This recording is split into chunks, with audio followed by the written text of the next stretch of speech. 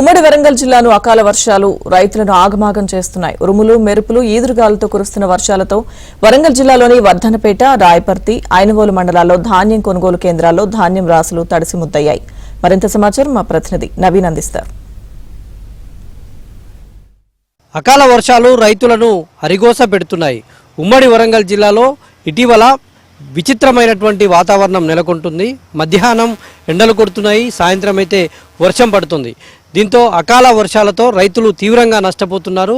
వరి ధాన్యం వేసంగి పంట వరి కోతకు వచ్చినటువంటి సమయం కొంతమంది రైతులు ఇప్పటికే ధాన్యాన్ని తీసి కళ్ళల్లో వేసుకున్నారు. మరికొందరు రైతులు కొనుగోలు కేంద్రాలకు తీసుకెళ్లారు. ఈ నేపథ్యంలో వర్షాలు పడడంతో ధాన్యం ఎక్కడికక్కడే తడిసి ముద్దవుతా ఉంది. గత వారం 10 రోజులుగా ఉమ్మడి వరంగల్ జిల్లాలో ఇదే జరుగుతూ ఉంది. చాలా చోట్ల ధాన్యాన్ని ఇప్పటికే కొనుగోలు కేంద్రాలకు తరలిస్తే కొంత ఒక 10-20% మేర ఇంకా రైతులు పంటను కోయాల్సి ఉంది. మనం చూస్తూ ఉన్నాం వరి ఏ విధంగా దెబ్బతిన్నదో. మొత్తము ఇక 2-3 రోజులలో వరి కోతకు వస్తుందనగా మొత్తం కూడా వర్షానికి మొత్తం నేలవాలినటువంటి పరిస్థితి.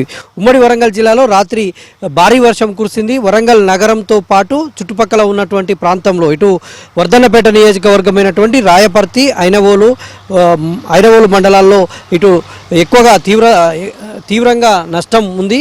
అక్కడ ఆయా కొనుగోలు కేంద్రాల్లో పోసినటువంటి ధాన్యాన్ని రైతులు తడిసి ముద్ద కావడంతో తీవ్రం ఇబ్బందులు పడుతున్నటువంటి పరిస్థితి.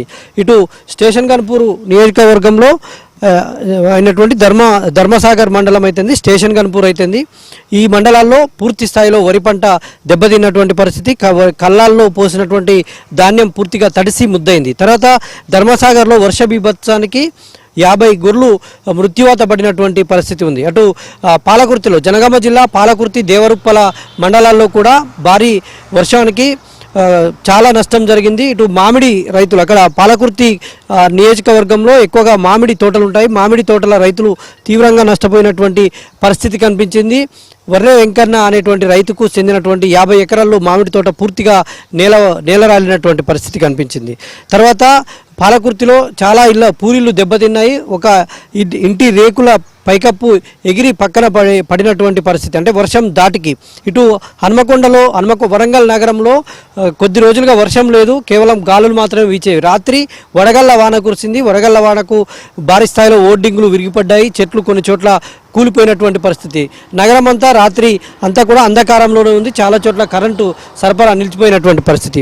ఇది ఉమ్మడి వరంగల్ జిల్లాలో. నిన్న మొన్నటి వరకు ములుగు, భూపాలపల్లి జిల్లాలో కురిసినటువంటి వర్షం ఇప్పుడు ఉమ్మడి వరంగల్ జిల్లాలోని ఇటు మహబూబాబాద్, జనగామ, వరంగల్, హన్మకొండ జిల్లాల్లో వర్షం తీవ్రత ఎక్కువగా ఉంది. దీంతో రైతులు తీవ్రంగా పంట నష్టపోయినటువంటి పరిస్థితి కనిపిస్తుంది. ప్రధానంగా కళ్ళాల్లో ఇటు కొనుగోలు కేంద్రాలకు మార్కెట్కు తీసుకొచ్చినటువంటి రైతులు తీవ్రమైనటువంటి ఇబ్బందులు పడుతున్నారు.